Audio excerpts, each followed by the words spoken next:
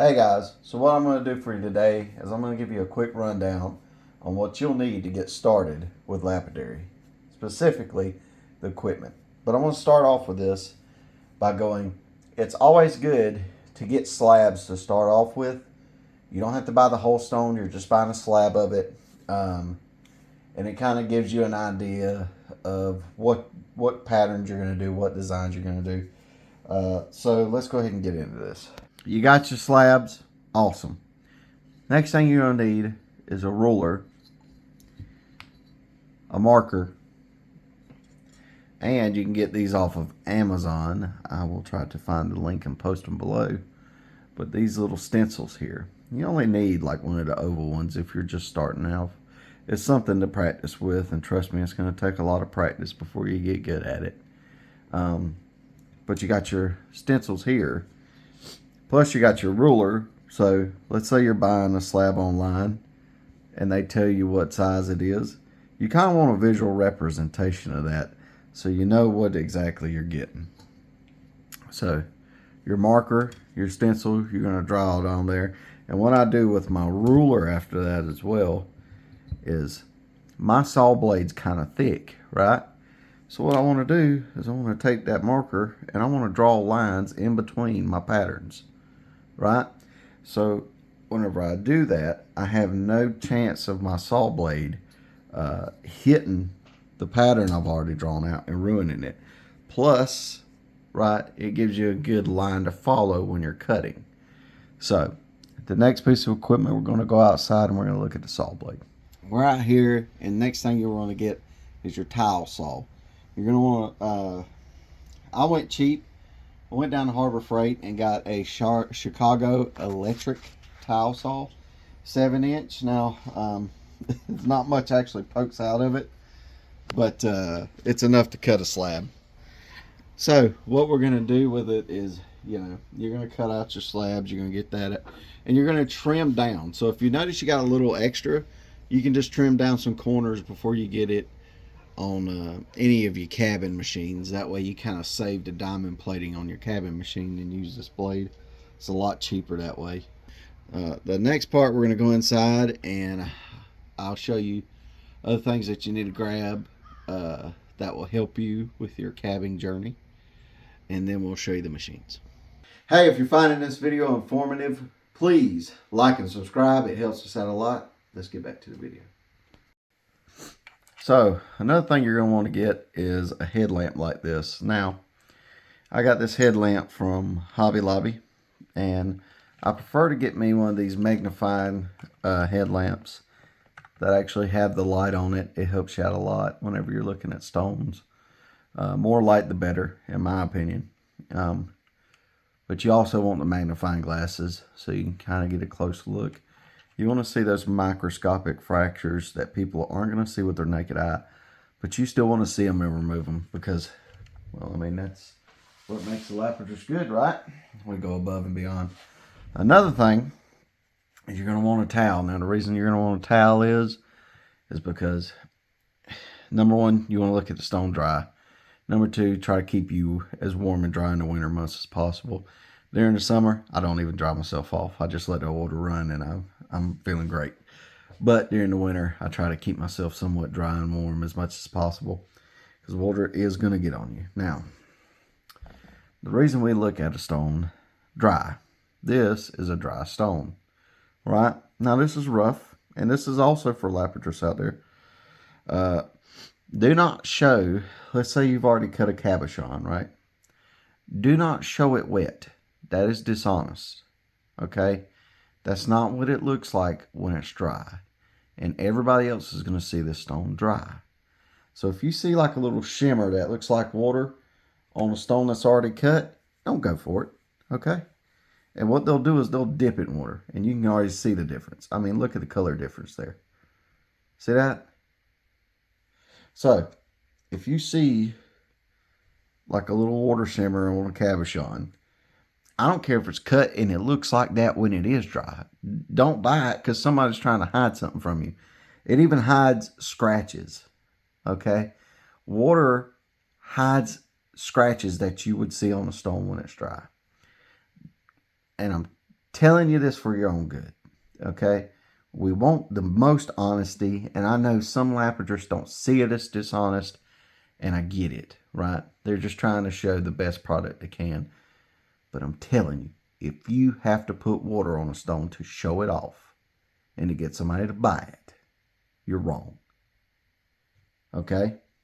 Show that stone dry, because that's what the customer's going to see. Even if you're selling it to a jeweler, and jewelers, listen up, even if you're selling it to a jeweler, do not sell it wet. Do not show them it to them wet. Okay? Show it to them dry, because when that jeweler gets it, it's going to be dry. And when the customer gets it, it's going to be dry. So, your cutting ability is either good enough that you can show it dry, or you need to go back and start working on your cutting ability again. Okay? So if you see one of those telltale shimmers, do not. Just pass it up. If you think it's a pretty stone, say it's a pretty stone, but pass it up. And I'm going to go ahead and show you. I'll go ahead and show you. We got some cabochons over here.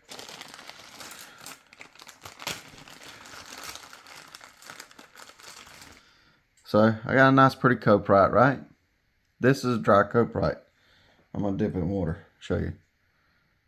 If you see that kind of like little shimmer of water on there, anything like that, don't go for it. Okay?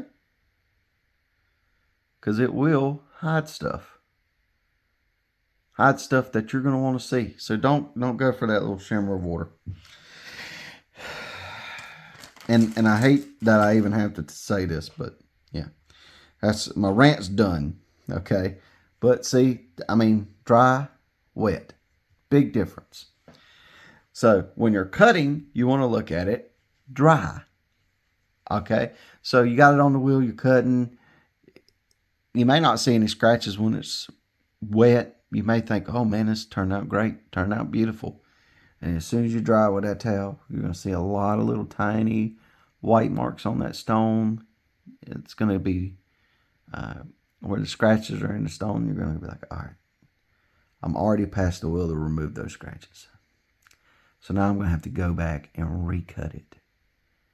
And it's just going to waste your time. And let's not do that.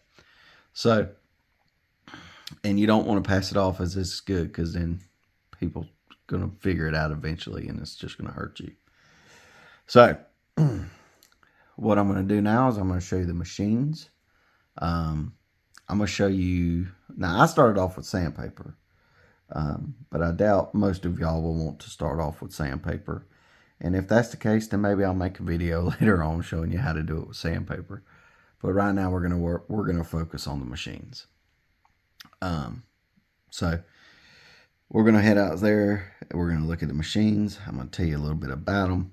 I'm going to be able to give you links to them, but I will say right now, I do have a friend, and I'll put his link below.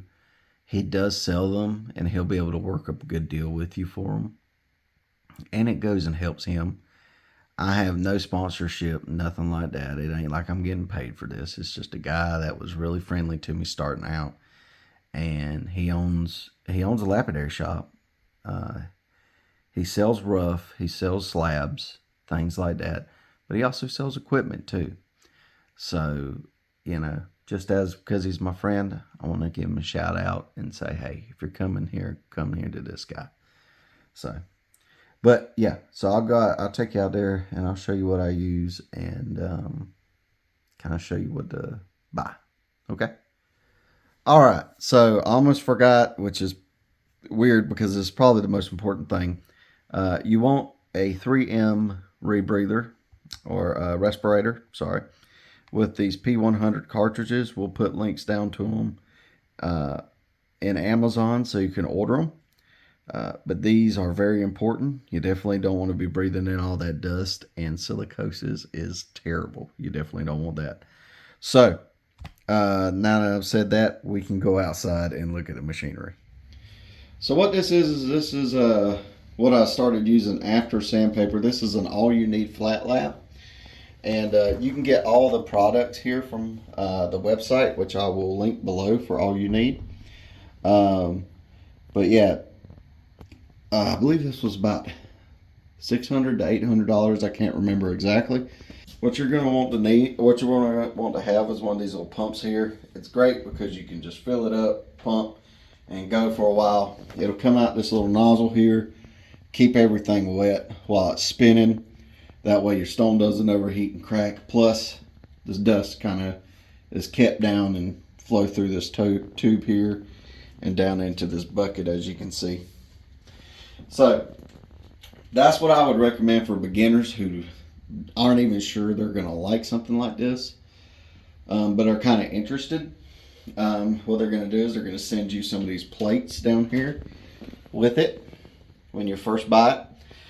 And those plates are good because you're going to progressively move up in grits, which they're color coded, so it's easier to remember. But you're going to move up in grits as you cut the stone. So now what we're going to do is we're going to move over to the CabKing, which is what I now use, and is a pretty great machine. It cuts down a lot on time, but it's rather more expensive. All right, so this is the CabKing. And the CabKing is great because it's an arbor that's got all the wheels already on it. You don't have to adjust the wheels or take them off or nothing like that. Once they're on it until these wheels wear down. And it takes a while for them to wear down. I think my first pair lasted about maybe 10 months. So they last quite a while. But this is probably the best one I've used so far to cut. Because it just takes, I think right now I can get a stone done within 20 to 30 minutes properly with this, if I'm just cutting a small cabochon. The other thing you're going to want is some buckets. So you got your bucket for your clean water, that's that blue bucket, and you got your bucket for the dirty water, that's that white bucket. And you put your pump down in that blue water, and it's going to pump all that water into here, and it's going to start spitting it on those wheels. And what that's going to do is it's going to keep the diamonds from heating up and coming loose off the wheel, and it's going to keep the wheels fresh and clean for as long as you can, and it's going to keep the stone cool as you're cutting, because if you heat up the stone too much, you can legitimately change the color of the stone, or you can damage it in some way, or it could just bust in your hand. You want to keep these things cool. But I will leave a link to my friend's shop, and it'll be below. And I think Laura will probably put the name of it in there as well. But he'll work a deal with you to help you get. He's always been that kind of guy that work good deals with you. I think this CabKing was about $1,200 when we got it. So for some people in price range, other people just go with the all you need. And I would just recommend, if you're just starting out off in general, go with all you need. Okay, don't go with none of this crazy stuff to begin with. You don't even know if you're gonna like it, so just go with all you need. All right, forgive the water on my shirt. I was cutting with the tile saw a little bit before this. But one of the things you're gonna want to do is also, don't do this in the house. Your AC is going to catch some of that dust that's going to circulate it throughout the house. And some of this dust can be harmful. Malachite's got arsenic in it. Tiger's Eye's got asbestos. Petersite's got asbestos in it. You don't want that circulating around your house. Go to a shop outside, or if you can, run an extension cord and run it outside and cut it out there. But just don't do it in your house. Your loved ones, yourself, you may be done cutting, but hours later that stuff is still floating around in the air there. You got plenty of chances to breathe it in. You don't want to hurt nobody later on during life. So what you want to do is you want to move your stuff outside and do it outside. That way you're keeping everybody safe. And one thing I learned in the Marine Corps is abundance of caution is always a good thing, unless it interferes with the mission. But right now the mission is to keep you safe and to just see if you like it. So, with that being said, that's basically all I use to start off with. Maybe later on I'll do a more advanced kind of walkthrough and a more revised version of it.